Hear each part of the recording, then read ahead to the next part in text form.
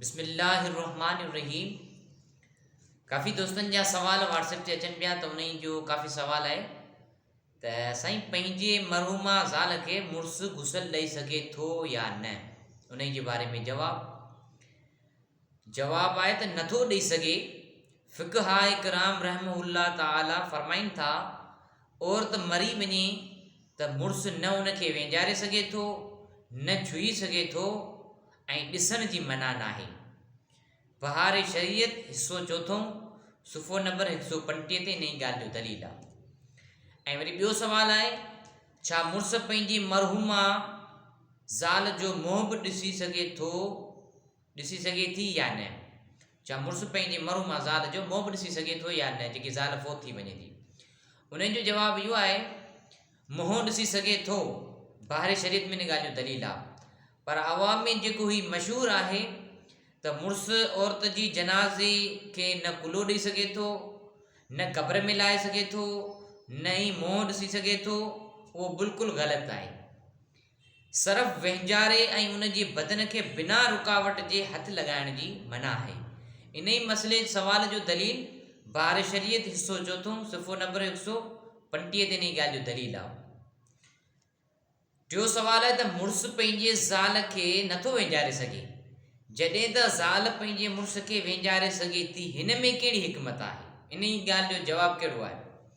त उन जो जवाबु आहे, मुड़ुस जो मरण खां फ़ौरन बैदि निकाह टुटी वेंदो आहे, जॾहिं त औरत जो इद्दत ताईं कुझु अहकामनि में निकाह बाक़ी रहे थो। जीअं आला हज़रत इमाम अहमद रज़ा ख़ान बरेलवी रहमतुल्लाह अलैह फरमाइनि था, मुड़ुस वफ़ात खां बैदि पंहिंजे औरत खे ॾिसी सघे थो, पर उन जे जिस्म खे छुहण जी इजाज़त नाहे।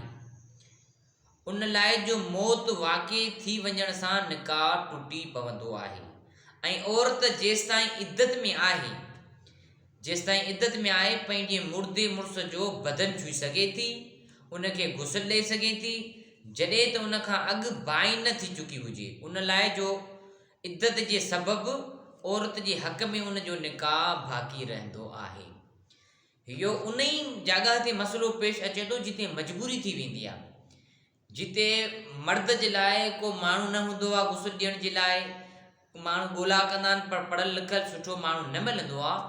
इहो सवाल उन ई जॻह ते पेश अचे थो जिते कंहिं बि तरह सां शरई तौर सां उन्हनि जो अहिड़ो को रिश्तेदार न आहे जेको पढ़ियलु लिखियलु न आहे, त जेकॾहिं औरत पढ़ियलु लिखियलु आहे त पंहिंजे मुड़ुस खे गुस्ल ॾेई सघे थी। शरई हुकुम आहे, बहार शरीयत में इन ॻाल्हि जो दलील आहे। पर मर्द पंहिंजी औरत खे गुस्ल नथो ॾेई सघे। छो त निकाह औरत जॾहिं वफ़ात करे थी वञे त मर्द जो निकाह टुटी थो वञे, पर औरत जो निकाह बाक़ी रहे थो। छो इद्दत आहे, उहो कुझु अहकामनि ताईं बाक़ी रहे थो। त इन जे करे औरत जो मुड़ुस मुंहुं बि ॾिसी सघे थो। ऐं घणा माण्हू चवंदा आहिनि त मुड़ुस पंहिंजी औरत खे कुलो न ॾे। इहो जाहिलियत वारो सवाल आहे। मुड़ुस पंहिंजे ज़ाल खे कुलो ॾेई सघे थो, मुंहुं ॾिसी सघे थो, बशर्त हथ न छुए। इहो शरई तौरनि सां जाइज़ कोन्हे। छो औरत जो वफ़ात खां बाद में मुड़ुस जो फ़ौरन निकाह टुटी थो वञे।